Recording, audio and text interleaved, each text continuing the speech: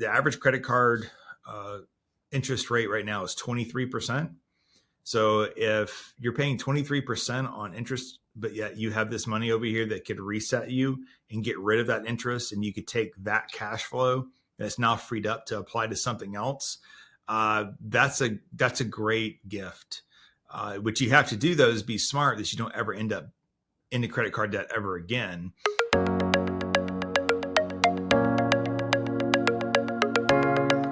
All right, welcome to a Wiser Retirement Podcast. Are you curious about mistakes to avoid after receiving a large inheritance? I'm Casey Smith. Today I'm joined with financial advisor Michaela Dowdy. Each week we bring you practical advice on retirement and investing and planning for your financial future. Don't forget to subscribe to the podcast wherever you're listening. So let's get started. Hey, Michaela. Hi, Casey.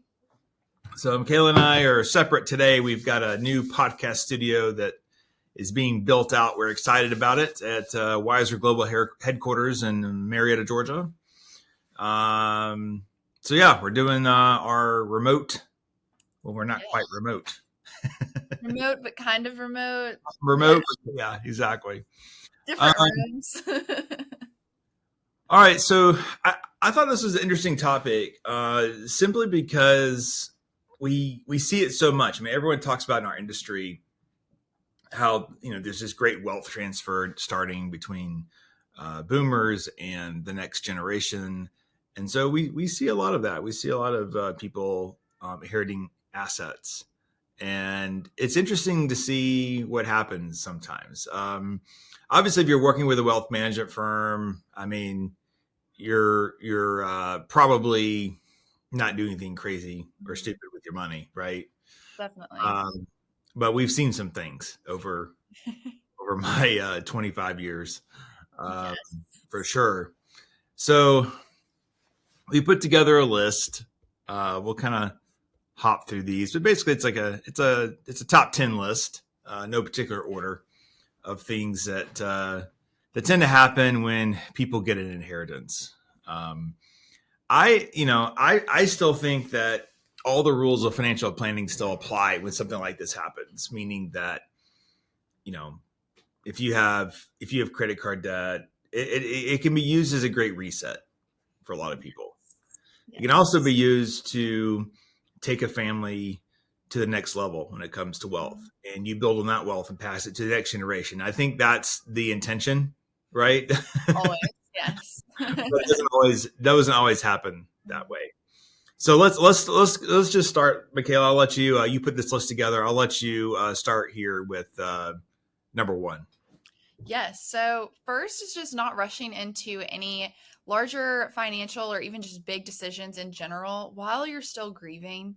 If you're receiving an inheritance, that typically is because someone has passed that is your loved one that you care about and care for. And that can be a very difficult time and definitely a very trying time on your emotions. So that's something where you don't want to make any sort of larger impulsive decisions while you're still grieving and going through the process of healing through just the loss of a loved one. So it's trying to find that balance. And sometimes that can be difficult, especially if you receive a larger sum of money and you've already had a dream in mind that I'm going to buy this sports car or something like that. And then, of course, you're having the emotions that you're grappling with. And then that's a very big dopamine surge to be able to purchase that car and then go to ride it on the road. But the problem is 6 months down the line, you're still responsible for that car. And now you've spent your inheritance. And so it's trying to find that overall balance within those decisions, and making sure that you're making still smart financial and just overall life decisions while you're grieving. I remember a story. It was a sibling of one of our clients who inherited I wouldn't say a tremendous amount of money. It was around $800,000, I think, but they started taking private flights.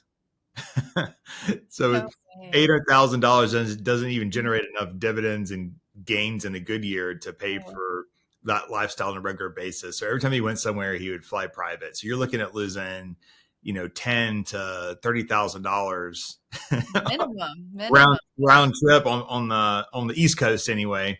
I don't know where he was going, but he paid for all these lavish things and eventually just took the money down to zero, which was crazy. I don't know that he was grieving. I think he was just being irresponsible. But I look at this. It's not really an inheritance per se, but if you think about widows, we always tell our widows or widowers is you don't make any big decisions the first year, and this kind of goes along with that. You don't want to move to sell your house and move typically within the first year. You need to kind of let the dust settle and have an idea of what you want to do and learn who you are as a person, as a single person, and then make decisions after that. So any decisions made in that first year need to be very well calculated. Yes, no, they definitely do. And I think that even goes into one of our other points, not directly going down the list here, but just going on spending sprees or inflating your lifestyle that you already have, having that lifestyle creep because you now have more assets that are in your account overall, and not understanding the longevity of those, I think is the biggest hindrance. Is people think getting $800,000 is going to last for decades. And it could last for decades if you invest it correctly and continue to save with that $800,000 and put it as a part of your plan instead of the only portion of your plan. But also, if you're going above and beyond your lifestyle and deciding to spend it on round trip private flights of $30,000 a pop at minimum, then it's going to go and dwindle very quickly, and it won't last near as long as you would think. So this goes back to some of our old podcasts that we've done on legacy planning. You got to teach your kids about money. You got to teach them how to manage money is part of your legacy, to pass to the next generation. And you have to start young, but you can have adult conversations too. You can say, hey, I should have been telling you these things all along. But here's some tips on how you need to handle finances. And hopefully they'll be listening, or there's opportunities for them to be listening. But think of all the weird calls we've gotten over the years that say they've received a large inheritance, and they come in for a prospect meeting. You're thinking large inheritance. You're thinking probably at least $1 million plus, maybe in the $5 million range. And it's like $10,000. Yes. You're sitting at a table trying to like keep a straight face. Your large inheritance was $10,000.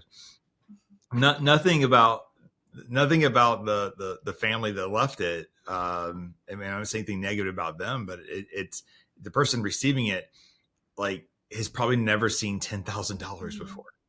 Right. And then unfortunately, they almost always have lots of credit card debt that really just needs to be applied to. So, yeah. Well, and it's that relativity of, how much is a lot of money to different people. And it's just dependent on what you've grown up in, what environment you have.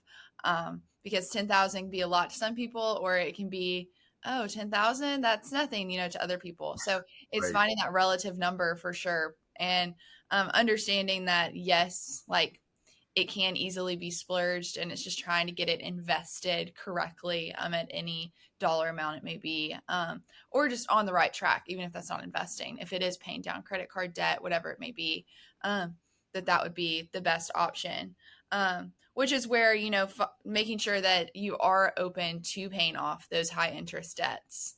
And that is one of our other points, is just making sure that a lot of times we see there's an emotional hindrance and an emotional kind of guard block of, I will not use my parents' hard-earned money, or my dad's hard-earned money, my mom's hard-earned money to pay off my mistakes, is kind of how you put it the other day, Casey, when we were talking about this. And I think that's such a real conversation that takes place in your mind. You're like, my parents left me this for a legacy. They want this to be something that's growing my asset structure, that's going to set me up for success. And a lot of times we don't think of that being as paying off debts. Instead, we think it's, I need to go and enjoy this money, whether that's a trip, or even if it's, I need to be saving this money and it needs to stay exactly in the stocks that it's in, that my great grandmother purchased, So it's just those kinds of emotional pulls.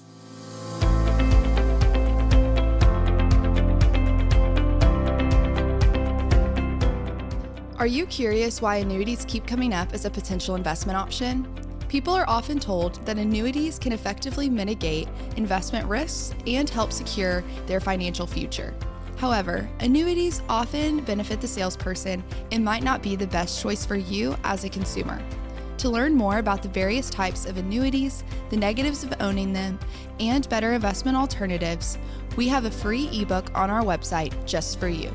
To download our ebook, Buyer Beware, Why Do They Keep Trying to Sell You That Annuity? Simply click the link in the episode notes or visit wiserinvestor.com/guides. Now let's get back to the episode.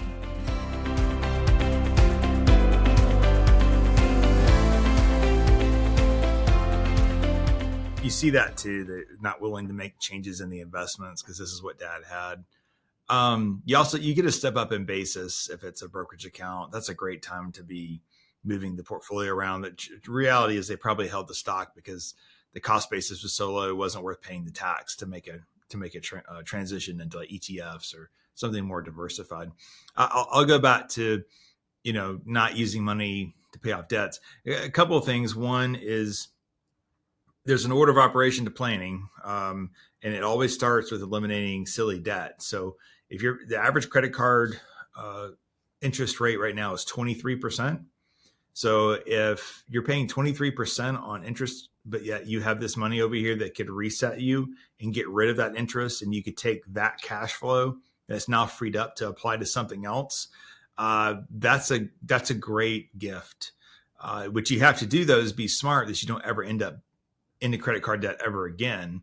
So you might need to cut up a card, or you might need to make some lifestyle changes, but that is a great opportunity for a reset. Another one's real estate. Should I pay off my house with an inheritance? It kind of goes along with paying off debts. I typically like that idea, depending on how old you are. If you're approaching retirement, that's a great opportunity for you to free up cash flow in retirement. But don't look at it as you spend it on a house. Look at it as you invested in the house, right? Even if you made some home improvements or maintained the home to keep it up to proper standards, that's not spending the money. It's not going to Vegas or to Europe with the money. It's in your house. It's part of your overall investment. So I wouldn't be afraid to do that. We kind of skipped around on our list already, so I can't really keep the numbers going. But another point was letting others exploit your inheritance or scams or pressure. And this is where hopefully you're not surrounded yourself with friends that if you receive an inheritance, everyone's trying to get money off of you. That would be horrible. I don't know anybody like that. But no, you do not need that circle of friends. You read about that in like the NFL, right? Or NBA, yes, or Major League Baseball, where these people come out of adversity and then they bring all the garbage with them, and they end up dead broke because everyone was just like sucking off the income, right? No, exactly. I'd probably say a more common example of that would be children. So they know that grandma passed away, and then you start handing money out down the other way unplanned, right? That could be another one. Yes. Or even if it is more of a planned thing where it's just opportunities that your kids would mention to you previously that you didn't have the ability to provide that gift of monetary assets to them of, hey, mom and dad, I really want to do this study abroad program, or, hey, I really need money for this trip, or these different things that we're wanting to do with our family. And then previously you didn't have the capacity to do that, and now you do. And so that's where you're wanting to give because you now have this extra money, but it's great to know where that would fit into your plan. If you were building a financial plan, to see, okay, is it beneficial actually for me to be giving this money away, or do I really need to be making sure that my retirement's set first? Right. And then looking out and making sure that, okay, yes, let's gift this away, and make sure that we're being a giving heart, and of course always have the giving heart, and that's huge. But also trying to balance that, especially with, like we're saying, with children and gifting, that can be a very difficult balance, because I feel like all parents just want to provide the best and the most opportunities to their children. So when you have that extra financial... You mentioned study abroad. I actually like education. If assuming that our retirement's on track, uh, making sure that kids are debt free, I think is really big because it's so Definitely. expensive to live right now. Even helping someone out with a down payment on a home makes sense to me because it's so expensive to buy a home. Starter home, um, 25 years ago was probably $110,000, and now that same home is over a half million. Salaries haven't increased that much. I mean, a little bit, but not enough to justify a $500,000 home that you got to tear down. So it's there's ways that you can use that inheritance to promote the next generation. But education, I think, is probably one of the biggest ways, Yes. and experiences that help broaden their horizon on the world, I think are great ways. Even we see some people do one big trip, one big family trip with everybody's included. If you have that kind of family, that's awesome. But be able to create memories, I think those are good. But I guess let's shift a little bit. Let's talk about poor investment choices. Uh, Man, it kind of goes back to one of our points of not having a plan. Yes. Man, I just it's so sad to see that people will decide to start their own business and they know nothing about starting a business.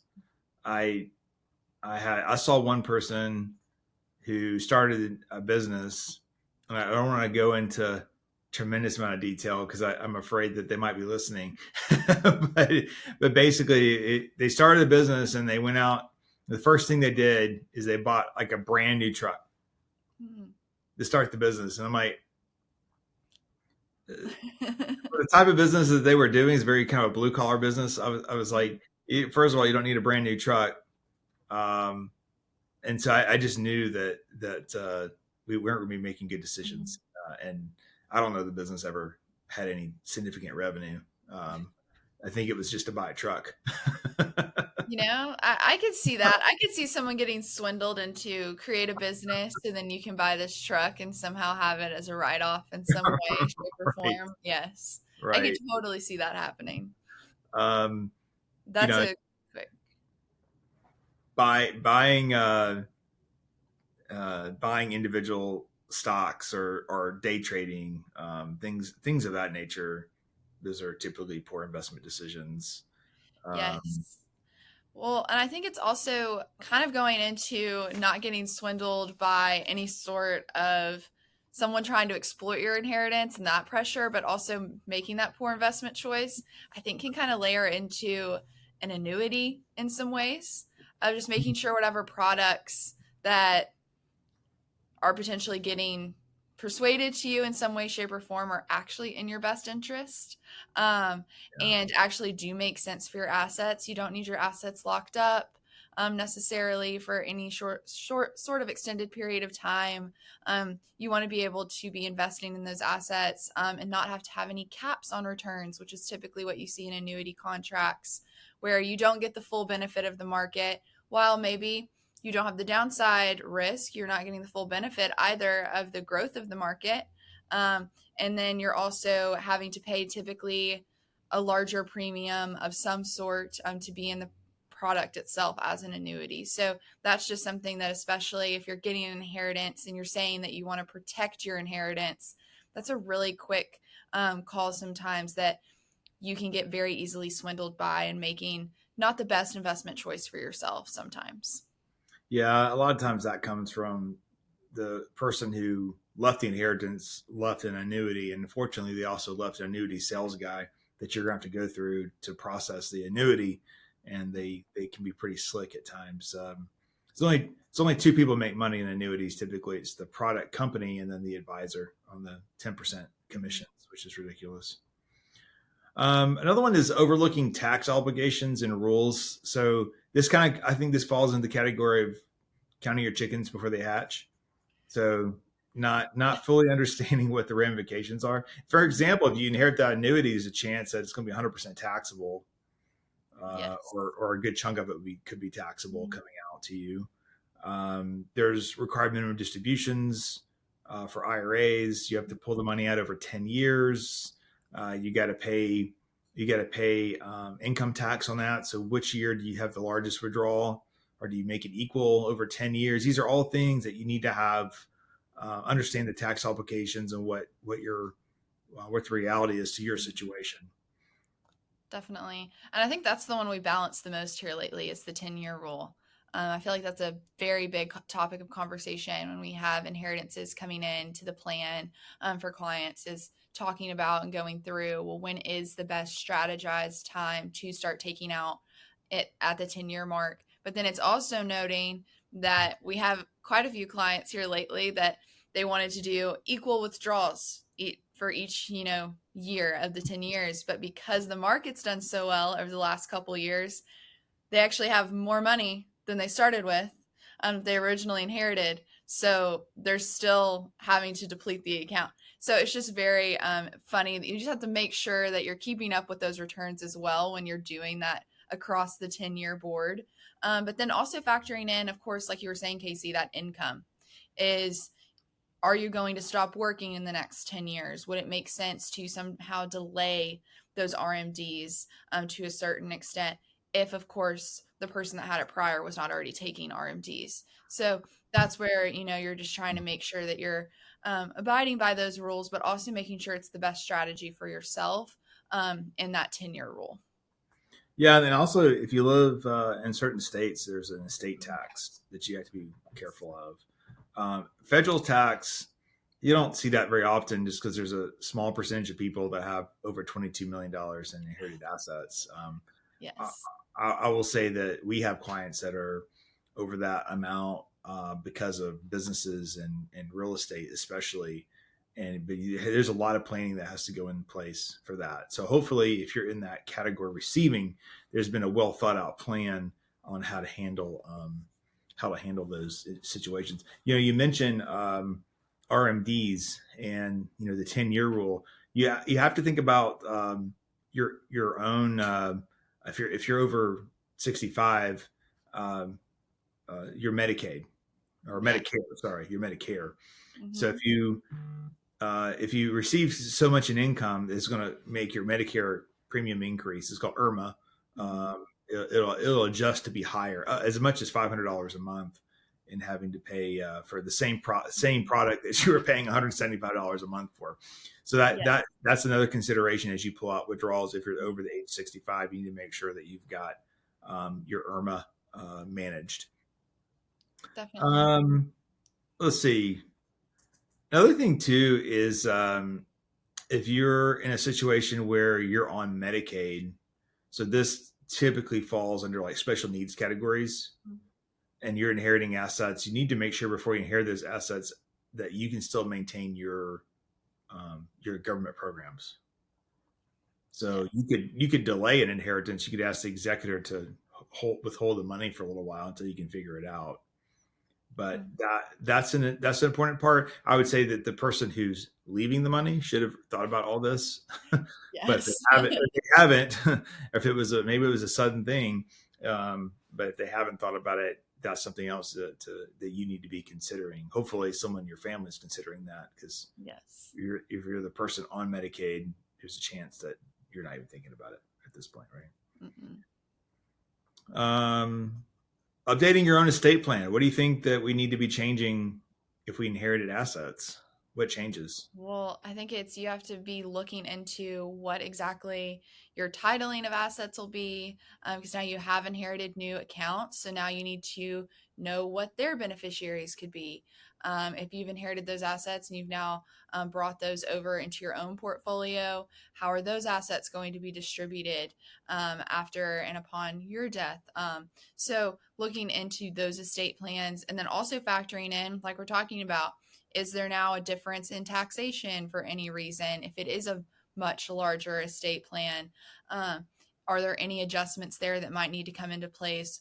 Now, if you have kids, now you have a larger sum of assets than you did previously. Are you now wanting to set up those testamentary trusts for your children, where setting up milestone ages so they don't receive all of the assets outright at their age of majority? So it's just trying to make sure that you're protecting, of course, your next generation as well, just as the generation before you protected you and was able to hopefully provide you with a great legacy, as well as hopefully they had an estate plan in place that made that easy. Or if they didn't, then maybe you're now learning, I need to have an estate plan in place to make sure my children don't have to go through the same experience. So it's just going through those protocols of, okay, what does the accounts need to be titled? If we're making a trust, how does that need to look?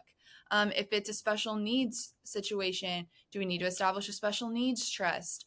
All of those different kind of thought processes to go ahead and try and establish those. And then I think another one that we talk about kind of frequently as well is, if you're in a blended family, inheriting assets can be a little more of a difficult topic because then it's, if you're leaving assets to a new spouse, then what does that look like for your children? If you had children that were not with your current spouse, what does that look like? And those kinds of balancing dynamics, because if it's left to your current spouse, then there's not a guarantee that your children would have access to that money if you're wanting it for their legacy planning. Of course, there are parameters you can put in place to help protect assets in that way. But it's just trying to figure out what would be best for you and your family and walking through all of those steps in estate planning, especially once there's more assets in the picture. Yeah, I think it, to kind of, I guess, wrap this up a little bit, it kind of comes back to seeking professional advice, and also where you get that advice from. So you want to be careful that you're not going to a product person. You're not walking into a Edward Jones office with an inheritance. They're going to find all kinds of things for you to be buying. You need a well thought out plan. And if it's a large enough inheritance, how does that enhance your retirement? Does it add income for you in retirement? Does it allow you to do other things that you didn't think were possible in retirement? Right. In some cases, does it allow you to buy real estate outright if it's large enough, and do other legacy type things? So there's just a lot of options that are on the table when you receive an inheritance. I would say probably, I'll add this one caveat is, especially if you receive money and you're younger meaning under 60, although I'm about to talk about divorce and how inheritance works. But there's also what they call it silver divorces now. Older kids leave and the parents get divorced. Mm-hmm. So there's a lot of that happening. So you maybe age doesn't matter. But if you're concerned about, hey, what happens if I were to separate from my spouse? The inheritance follows the person who inherited the money. It's not considered a marital asset. And so you want to make sure that inheritance money is sitting in an asset that's owned by you. It's not commingled. So don't take your inheritance money and put it into the same joint account as the rest of your money. You want your inheritance money to sit separate. So if you were divorced, the money's never been commingled. It's easily identifiable. Sometimes we do this with revocable living trust. We just create a new revocable living trust that's titled the inheritance trust. There's no such thing as a inheritance trust as a per se, but we just call the revocable living trust, which is a type of trust, an inheritance trust, and we can keep everything over there in that bucket. And if something were to happen to you, then that money typically does not go to the spouse. It would then flow directly to the children. And so it keeps the inheritance within the bloodline, which is normal. That's how a court system would look at it. Yes. Sometimes it will go, you can say, well, so my spouse can use the income from this, or something along those lines until he passes away or she passes away. But that is something that you want to be careful that you aren't commingling inheritance, unless you just have zero, thoughts of, hey, this might not work out. In that case, then maybe it doesn't matter to you. I think majority of our clients probably don't actually keep it all separate. Just that's not how they think. They've been married for 40 plus years and everything's great. Or I perceive it that way. What they allow us to see. Right, what they allow us to see, exactly. So, but that's just something to think about, especially younger people. Things change. You don't want to lose that inheritance inside because it was commingled inside a divorce. So you want to be careful of that. But yeah, that's another reason why you seek a financial advisor, and you say, hey, I'm inheriting X amount of dollars. Can I put a plan together for myself and tell me how to best use this to maximize my situation? Mm-hmm. And sometimes it's surprising answers. I feel like, I've told a couple of people recently, I said, keep it in cash. And they're like, what? I want to invest this money. It's like, no, you're going through a life transition. Like, you're transitioning jobs. You're just now coming out of school, or you're doing some things that things could get real expensive. So we don't want the market to take that away temporarily. So let's keep it in cash. Sometimes the answer is maybe a little surprising of what we think about. But yeah, anything else you want to add, Michaela? I feel like we've covered most of it, but yeah, I think that was a great final point to add as far as going into and talking about the just divorces and how to best plan for those in the event that they could happen, and just making sure that your assets are set up correctly. And if you've received an inheritance, making sure that stays on the side. I completely agree with all of that. And so I don't really have anything else to add, I don't think. All right. Well, thanks for listening, everyone. If you're interested in learning more about Wiser Wealth Management or want to schedule a consultation, meet with one of our financial advisors, you can do so by going to wiserinvestor.com. You can click on the link in the episode notes, and you can even book with Michaela herself. I should have mentioned this at the beginning of the podcast. Is this your first podcast as a full-time financial advisor? Maybe, actually. Might be, yeah. I think so. Michaela's been promoted through being a planning associate, senior planning associate. Now she's financial advisor. She's a rock star at Wiser Wealth Management. I'm worried about my job. They might replace me with Michaela. We've got a couple of episodes. Episode 227, I inherited $200,000. What should I do? Episode 171, I've inherited money. Now what? These are older episodes that you can listen. This episode is 278. So, my gosh, we've done a lot of podcasts. We also have a YouTube channel, A Wiser Retirement. We have about 3 links there you can follow in the show notes to the YouTube channel and watch there. All right. Thanks, Michaela. And thank you, listeners. We enjoy doing this for you every week. We'll see you guys again next week. Thanks for listening to a Wiser Retirement podcast. We hope you enjoyed today's episode. Make sure to subscribe wherever you're listening. That way you don't miss any new episodes. We'd also appreciate if you could leave a rating and review.